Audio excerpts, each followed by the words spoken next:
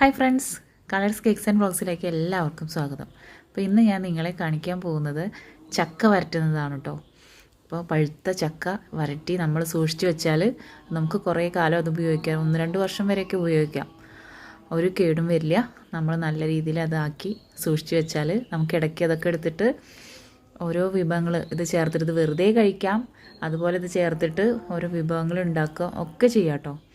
അപ്പോൾ എങ്ങനെയാണ് ചക്ക വരട്ടി വയ്ക്കുകയെന്ന് നമുക്ക് നോക്കാം അല്ലേ. അപ്പോൾ ഞാൻ ഇത് 1-2 പ്രാവശ്യം ചെയ്തിട്ടുണ്ട് കേട്ടോ. ഇവിടെ ഏട്ടന് ചക്കയും ചക്ക വരട്ടിയതൊക്കെ ഒരുപാട് ഇഷ്ടമാണ് കേട്ടോ. അപ്പോൾ ആൾക്ക് വേണ്ടിയിട്ടാണ് ഞാനിപ്പോൾ അത് വരട്ടി വയ്ക്കുന്നത്. ആൾ ഇവിടെ വലിയ ഗൾഫിലാണ്. അപ്പോൾ അവർ നാട്ടിൽ വന്നാൽ ചക്ക കിട്ടണമെന്നില്ല അല്ലേ. അപ്പോൾ നമ്മൾ ഇങ്ങനെ എന്തെങ്കിലും ചെയ്തു വെച്ചാൽ നമുക്കതുകൊണ്ട് അവർക്ക് ഓരോന്ന് ഉണ്ടാക്കി കൊടുക്കാം. അട, ഉണ്ണിയപ്പം, അങ്ങനെയുള്ള സംഭവങ്ങളൊക്കെ ഉണ്ടാക്കി കൊടുക്കാം കേട്ടോ. അപ്പോൾ ഞാൻ അതിസാഹസികമായി 4 വെട്ടൊക്കെ വെട്ടിയിട്ടാണ് ചക്ക പൊളിച്ചത്. എന്നിട്ട് വലിയ ചക്കയായിരുന്നു കേട്ടോ. അതൊക്കെ ചുളപ്പറിച്ചെടുത്തു, അത് വൃത്തിയാക്കി. ഇപ്പോൾ ദാ അതിൻ്റെ കുരുവൊക്കെ കളഞ്ഞ് രണ്ടും സെപ്പറേറ്റ് ചെയ്യാണ് കേട്ടോ. അപ്പോൾ ഈ ചക്ക വരട്ടിയതൊക്കെ ഞാൻ ചെറുപ്പത്തിൽ അച്ഛമ്മയൊക്കെ വരട്ടുന്നത് കണ്ടിട്ടുണ്ട്. അതുകൊണ്ട് അരിയൊക്കെ ചേർത്തിട്ട് അരിപ്പൊടി ചേർത്ത് ഉണ്ടൊക്കെ ഉണ്ടാക്കിയതെന്ന് ഓർമ്മ വരുന്നുണ്ട് കേട്ടോ. അപ്പോൾ ഇതിന് മുന്നേ ഞാനൊരു പ്രാവശ്യം ഇതുപോലെ ഏട്ടന് വേണ്ടിയിട്ട് ഞാൻ ഉണ്ടാക്കി. അപ്പോൾ അങ്ങനെ എനിക്കൊരു എക്സ്പീരിയൻസ് ഉണ്ടായിട്ടുണ്ട്. അതുകൊണ്ട് ഇപ്പോൾ ചെയ്യുമ്പോൾ കുഴപ്പമില്ല. ചക്ക കുരുവും ചകിണിയൊക്കെ കളഞ്ഞ് ക്ലീനാക്കി വെച്ചിട്ടുണ്ട് കേട്ടോ. അപ്പോൾ ഇനി നമുക്കതിലേക്ക് ആവശ്യമായ ശർക്കര ഉരുക്കി വെക്കണം. അപ്പോൾ ആവശ്യമായ ശർക്കര, മധുരത്തിന് ആവശ്യമായ ശർക്കര എടുത്തിട്ട്, ചക്ക എത്രയാണോ നമ്മൾ എടുക്കുന്നത് അതിന് വേണ്ട മധുരം, ആ ശർക്കര എടുത്തിട്ട് നമ്മൾ കുറച്ച് വെള്ളം ഒഴിച്ചിട്ടൊന്ന് ഉരുക്കി വെക്കുക കേട്ടോ. സ്റ്റൗവിൽ വെച്ചിട്ട് ഉരുക്കിയെടുക്കുക. അപ്പോൾ ചക്ക ദാ പേസ്റ്റാക്കി മിക്സിയിലടിച്ച് പേസ്റ്റാക്കി എടുത്തു കേട്ടോ. കുറച്ച് വെള്ളം ചേർത്തിട്ടേ ഉള്ളൂ, അധികം വെള്ളം ചേർത്തിട്ടില്ല. കാരണം നമ്മൾ ഈ വെള്ളം മൊത്തം വറ്റിക്കണം. അപ്പോൾ ഓവറായിട്ട് വെള്ളമായ കുറേ നേരം നമ്മൾ സ്റ്റൗവിൽ വെച്ചിട്ട് ഇതിങ്ങനെ വറ്റിച്ചുകൊണ്ടിരിക്കണം. അപ്പോൾ അത്രയും നമുക്ക് ടൈമും പോവും. അതുപോലെ തന്നെ സ്റ്റൗവിൽ ഗ്യാസ് കഴിയും, അടുപ്പ് കുറേ കത്തിക്കേണ്ടി വരും, അങ്ങനെയുള്ള പ്രശ്നങ്ങളൊക്കെ ഉണ്ട്. അപ്പോൾ നമ്മൾ വെള്ളം ആവശ്യത്തിന് കുറച്ച് മാത്രം ഒഴിച്ചിട്ട് അടിച്ചാൽ മതി.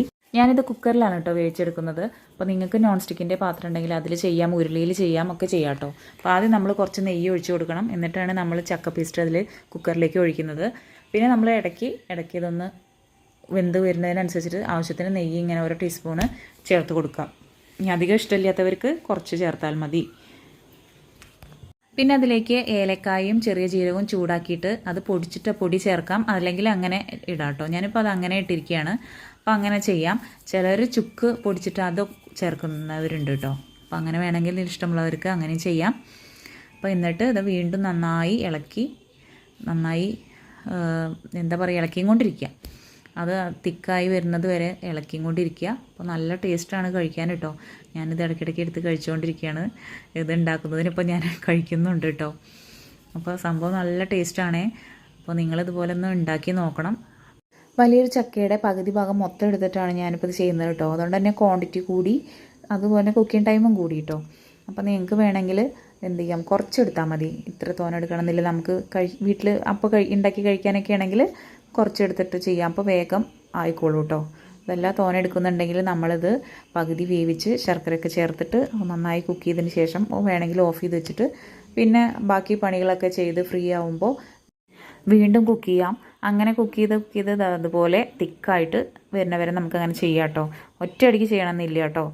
അപ്പോൾ ഞാനിത് 2 ദിവസം കൊണ്ടാണ് ചെയ്തത്. ആദ്യത്തെ ദിവസം കുറേ ചെയ്തു, അത് കഴിഞ്ഞിട്ട് ഓഫ് ചെയ്ത് വെച്ചു, നന്നായി അടച്ചു വെച്ചു, പിറ്റേ ദിവസം വീണ്ടും ചെയ്തു. അങ്ങനെയാണ് ഞാൻ ചെയ്തത് കേട്ടോ. അപ്പോൾ അതിങ്ങനെ കട്ടി പോലെ കിട്ടിയിട്ടോ. അപ്പോൾ നിങ്ങൾക്ക് ഇത്രയും ആക്കണം എന്നില്ല. ഇത് നമ്മൾ സൂക്ഷിച്ച് 1 വർഷം വരെയൊക്കെ സൂക്ഷിച്ച് വെക്കാമെന്ന് കരുതിയിട്ടാണ് ഇത്രയും തിക്കാക്കി വെച്ചത് കേട്ടോ. നിങ്ങൾക്ക് വേണമെങ്കിൽ ഇത്രയും ടൈറ്റ് ആകണമെന്നില്ല, 1 ദിവസമായാലും കുഴപ്പമില്ല. അപ്പോൾ ഇത് ചേർത്തിട്ട് നമുക്ക് അരിപ്പൊടിയെല്ലാം മിക്സ് ചെയ്തിട്ട് ഉണ്ണിയപ്പം, അതുപോലെ അട, ഉണ്ട ഒക്കെ ഉണ്ടാക്കാം കേട്ടോ. എയർ ടൈറ്റുള്ള ഒരു കണ്ടെയ്നറിലോ പാത്രത്തിലോ ആക്കി സൂക്ഷിച്ച് വയ്ക്കുക. ഫ്രിഡ്ജിൽ വെച്ചാൽ മതി കേട്ടോ. അപ്പോൾ ഇത് 1 വർഷത്തിൽ മേലെ നമുക്കിത് സൂക്ഷിച്ച് വയ്ക്കാം. അപ്പോൾ ഞാൻ പറഞ്ഞതൊക്കെ നിങ്ങൾക്ക് മനസ്സിലായെന്ന് കരുതുന്നു.